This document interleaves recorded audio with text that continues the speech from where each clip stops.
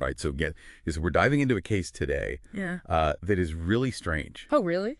Yeah, it's like a thriller, Yeah, okay. mysterious death and maybe like a love triangle. Oh, wow. And a book that might be more truth than fiction. Really? Yeah. So we're starting with this woman named Delfina Delamar. Uh-huh. She was like a big socialite in Brazil. So like, Oh, okay. think like wealth, glamour, Got it. the life that seemed really good Right. from the outside. Of course. But things aren't always what they seem, right? Never. Exactly. So the stuff you sent me like paints this really interesting picture of her life. Okay. We have police reports and witness statements. Mm. And get this, Yeah. parts of this novel called Bufo and Spallanzani. Okay. Hold on. A novel. Yeah. How does that even fit into this? It's really interesting. So the narrator of the book is this writer named Gustavo Flavio. Mm-hmm.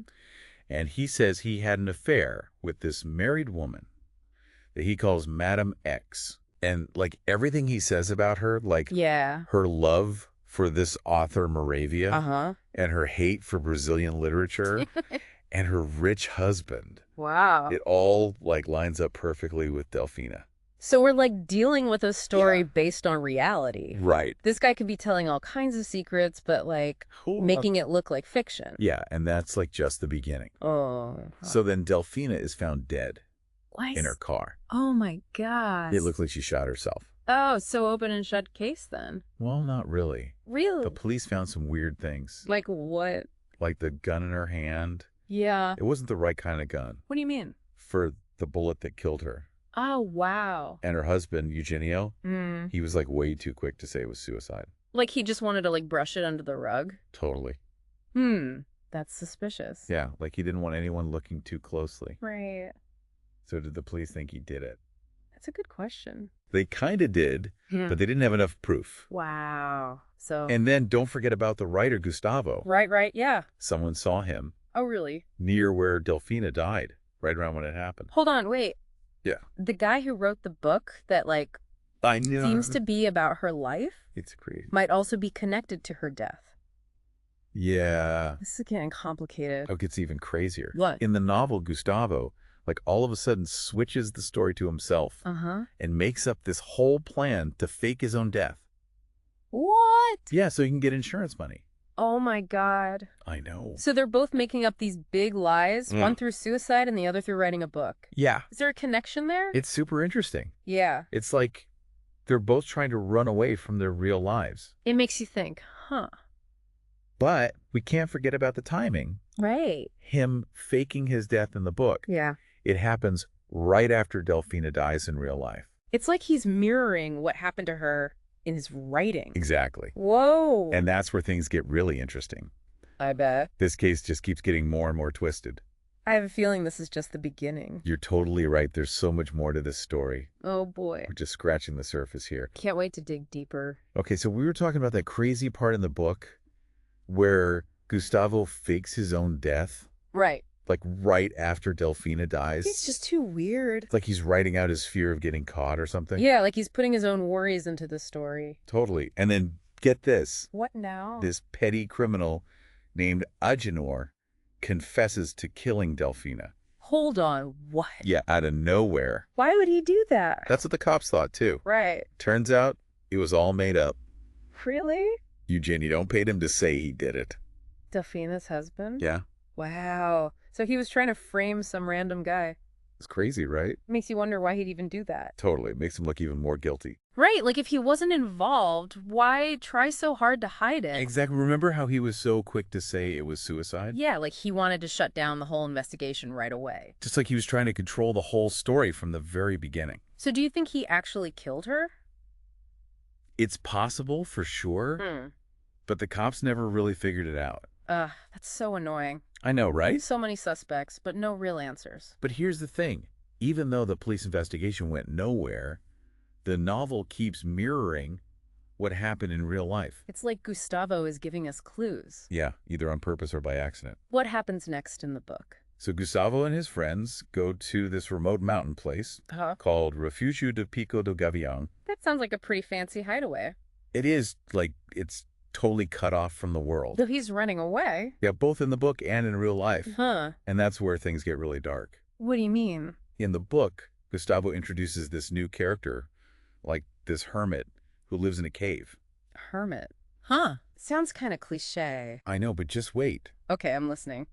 So this hermit sees something really bad happen. Like what? One of the guests at the retreat, Susie, she disappears. Another missing person? It's like a repeat of what happened to Delfina. But this time it's in the middle of nowhere. Right. So another woman connected to Gustavo ends up gone. Yeah, and it gets worse. Oh no. The police find out that Susie was actually murdered. 2 women close to Gustavo end up dead. It's hard to believe that's just a coincidence. Totally. And remember, the police were already suspicious of Gustavo with Delfina. Now with another suspicious death, he looks even worse. But how is Susie's murder connected to Delfina's case? Here's where it gets interesting. Okay. Susie was telling Gustavo a secret before she disappeared. What was it? She was having an affair. Another love triangle. Seems like that's a theme in this story. It does, doesn't it? And here's the big thing. What? Susie found out something about Maria, the woman who was pretending to be Carlos. Don't tell me. Maria killed Susie to keep her quiet. That's what the police think. Just like she might have killed Delfina? Exactly. Right. Maria was in love with Gustavo. Wow. And would do anything to protect him. So the novel doesn't just mirror Delfina's death. Right. It also hints at another murder. Like Gustavo is leaving clues, but not confessing directly. He's playing with us, isn't he? Totally. And there are even little details throughout the book. Oh, really? Like what? Like Gustavo talks about how Maria, as Carlos, is obsessed with violence. Oh, God. That's creepy. Yeah, especially knowing the truth about her. It's like Gustavo is trying to warn us or even taunt us. Like he wants us to see through his lies. Does Maria ever get caught? That's the thing about this book. What? It doesn't give you easy answers. What do you mean? The book ends before the police figure out what happened to Susie. So we're left hanging? Yeah, it's frustrating. After all that. But that open ending is part of what makes it so good. And so disturbing. Right, you're left feeling unsettled because justice might not be served. And it makes you wonder about Gustavo even more. Totally. Is he trying to protect Maria by hiding the truth in his book? He's so manipulative. It's impossible to know if he's confessing or just playing games. This is insane. 2 mysterious deaths, a love triangle, a novel that might be a confession. Where do we go from here? Believe it or not, it gets even crazier. We still haven't talked about the end of the book. There's more. Yeah, where Gustavo gets obsessed with toads and death. Toads. Yeah. Okay, now I really need to hear this. Okay, so we're at the end of this crazy story, deep in the book, Bufo and Spallanzani.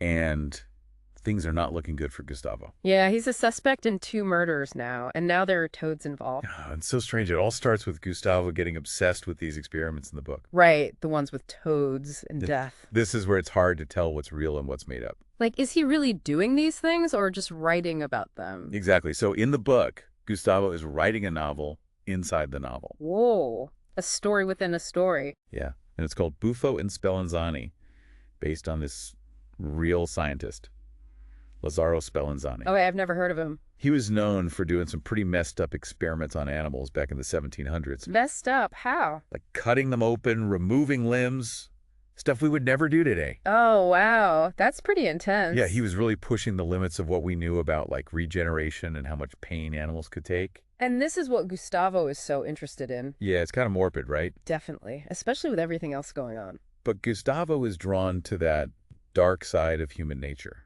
You think so? Yeah, he sees these experiments as a metaphor for how humans are always trying to control nature, even if it means hurting things. So it's not just a story for him. Right, he's connecting it to his own life and thoughts. I see. But then he goes even further. What do you mean? He starts doing experiments on toads himself. Really? He's like a real-life mad scientist. Well, it's never clear if he's actually doing them or if it's just part of the story he's writing. Right. He's not the most trustworthy narrator. Exactly. He loves to play with our minds, making us question what's real and what's not. Okay, so maybe he's not actually cutting up toads, but why toads? There's a reason he focuses on a specific kind of toad called the Bufo marinus. Okay. Spallanzani found out that this toad makes a venom that can make it look dead. Like a coma. Kinda, but more extreme. It slows down its heart and breathing until it seems like it's gone. But here's the crazy part. Under the right conditions, it can come back to life. That's insane. So do you think Gustavo is trying to use this venom to fake his own death again? Or maybe frame someone else? It's possible. I think it's more than that. I think the toad represents something to him.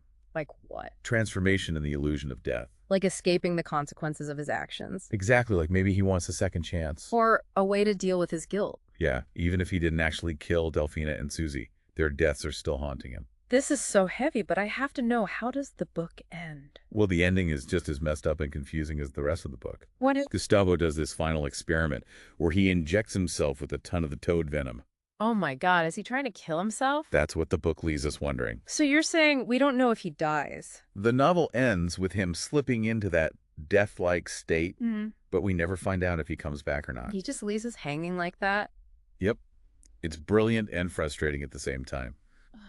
After all that. Just like the police, we never get a clear answer. We have to decide for ourselves what we believe. So we're left with the same question, did he kill them or not? That's the genius of this book. It doesn't give us easy answers.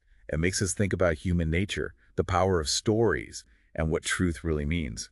This has been a wild ride.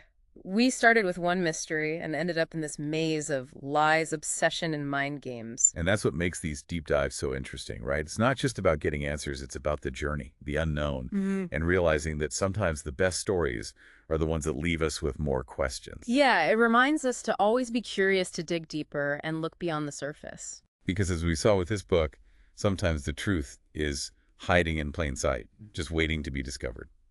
Well, that's all the time we have for this deep dive into Delphina del Mar and the novel that might explain her death.